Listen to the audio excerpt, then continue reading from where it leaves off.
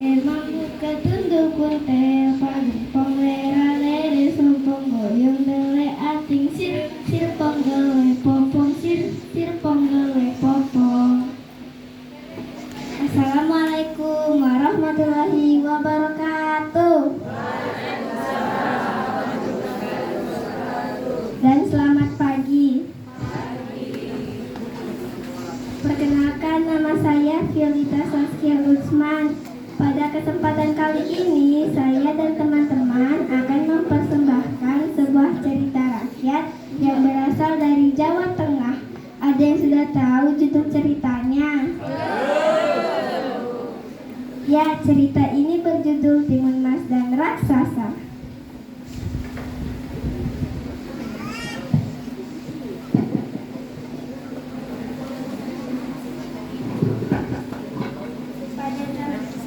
Pada zaman dahulu kala, hiduplah seorang wanita tua yang hidup sebatang kara. Wanita itu bernama Mbok Srini. Suami Mbok Srini sudah lama meninggal dunia. Hal ini membuatnya hidup kesepian.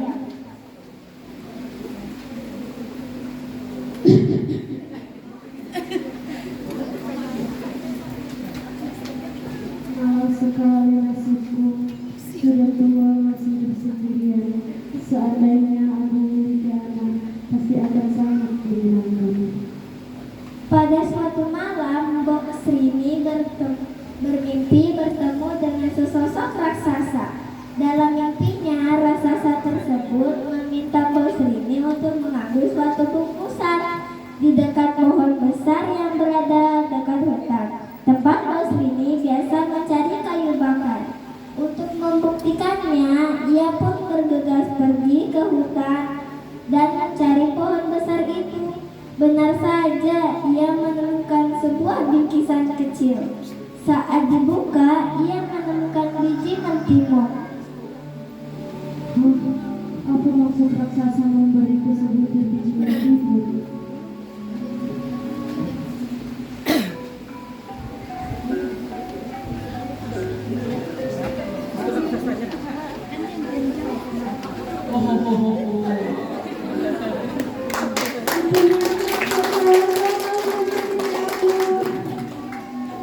Jangan takut padaku, aku tak akan memakanmu wanita tua, dagingmu sungguh tidak segar. Aku dengar kau menginginkan seorang anak. Iya, benar Tuan. Aku menginginkan anak, tetapi suamiku sudah meninggal.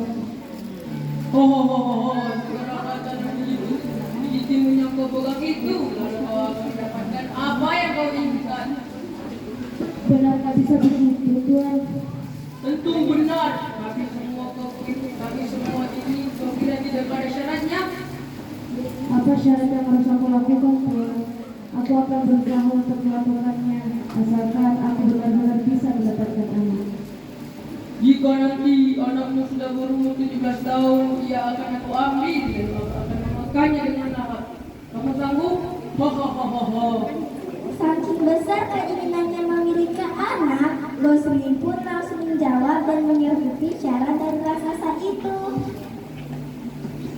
Baiklah, Tuan raksasa, bukan syarat yang kau berikan. Mbok Srini langsung bergegas pulang ke rumah. Dengan wajah sumringah, ia menanam biji timun di tanah yang paling subur dekat rumahnya. Ia merawat dan menjaga dengan baik. Tiap pagi dan sore, ia menyirami biji timunnya dengan baik.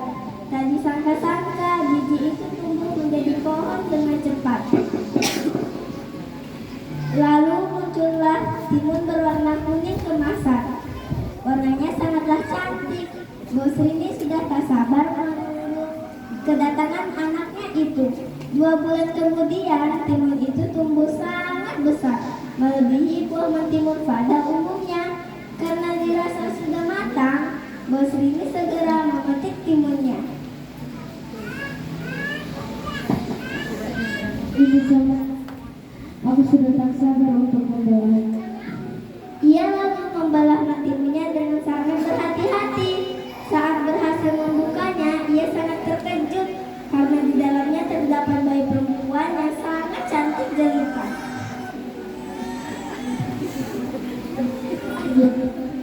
seorang bayi perempuan yang sangat sayangku. Terima kasih ya Allah. Karena lahir dari timun berwarna kuning keemasan, bayi perempuan itu diberi nama Timun Mas. Bos sendiri terus-terusan mencium dan memeluk anaknya itu.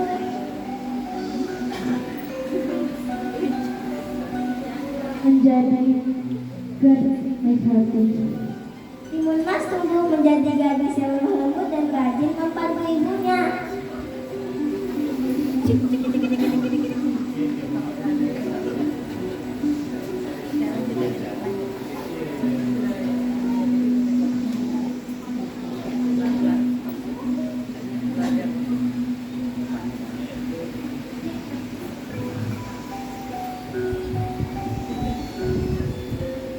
Ibu, apa yang bisa aku bantu? Mari kita masak bersama-sama. Saat usianya menginjak 17 tahun, Bos Rini mulai resah. Dia terus mengingat perjanjiannya dengan raksasa.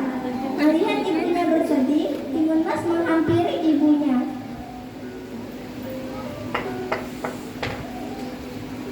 Ibu, ada apakah gerangan? Mengapa ibu selalu bersedih? Anakku, maafkan ibumu ini ya nak. Selama ini ada rahasia yang coba ibu tutup-tutupi. Hah? Rahasia apa, Bu? Apa yang selama ini sembunyikan dari Sebenarnya kamu bukanlah anak kandungku. Hah? Apa maksud ibu?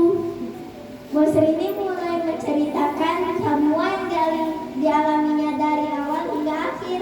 Ia mengakhiri ceritanya dengan mimpi yang dialaminya semalam. Dengan isak tangis, si Bos Rini berkata tidak ingin menyerahkan anaknya pada raksasa. Aku tidak ingin meninggalkanmu, Bu. Aku tidak ingin menjadi santapan raksasa. Bagaimana ini, Bu? Bagaimana caranya agar aku bisa selamat?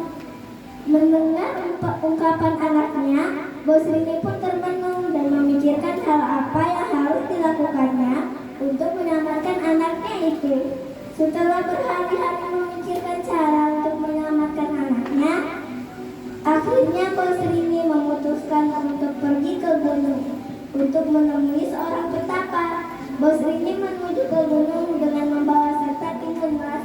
Sesampainya di sana, ia langsung menemui petapa itu dan menyampaikan maksud kedatangannya. Tolong aku petapa, aku sudah tidak tahu lagi apa yang harus aku lakukan. Aku sangat menyayangi anakku ini. Seorang petapa itu pun mengangguk tanda mengerti maksud dari cerita Bos Rini. Petapa memberikan 4 penulisan kecil. Setelah memahami maksud petapa itu, Bos Rini pun kembali ke rumah.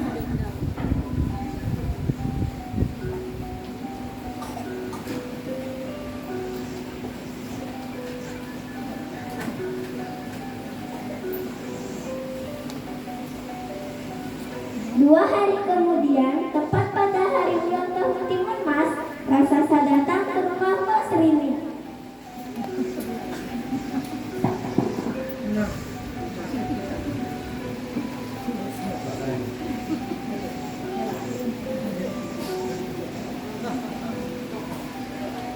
Gimana anakmu?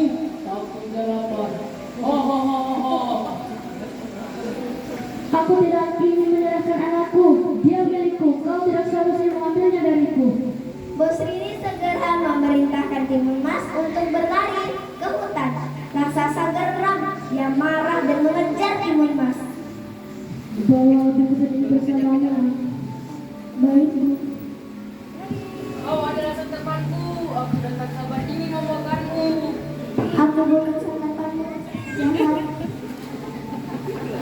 Ketika raksasa semakin dekat, Timun Mas pun melempar bungkusan pertama yang berisi biji mentimun.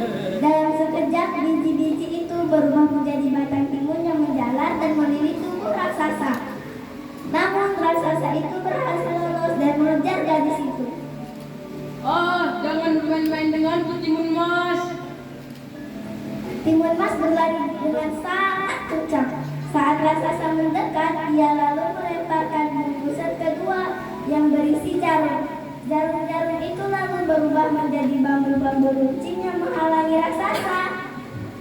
Ah, tidak. Karena sangat kuat, raksasa itu mampu melewatinya. Ia terus mengejar anak bos ini meski kaki dan tubuhnya berdarah-darah. Gadis itu lalu mengeluarkan bungkusan ketiga. Isinya adalah garam. Seketika garam itu menjadi lautan luas dan dalam, tapi tetap saja raksasa bisa melewatinya.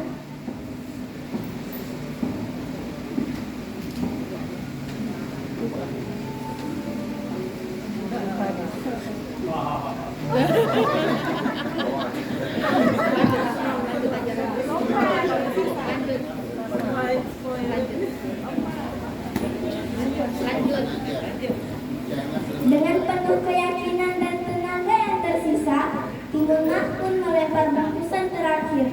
Ketika raksasa hampir meraih tubuhnya, tak disangka-sangka bungkusan tersebut berisi terasi yang menjelma menjadi lautan lumpur mendidih. Ah, tidak.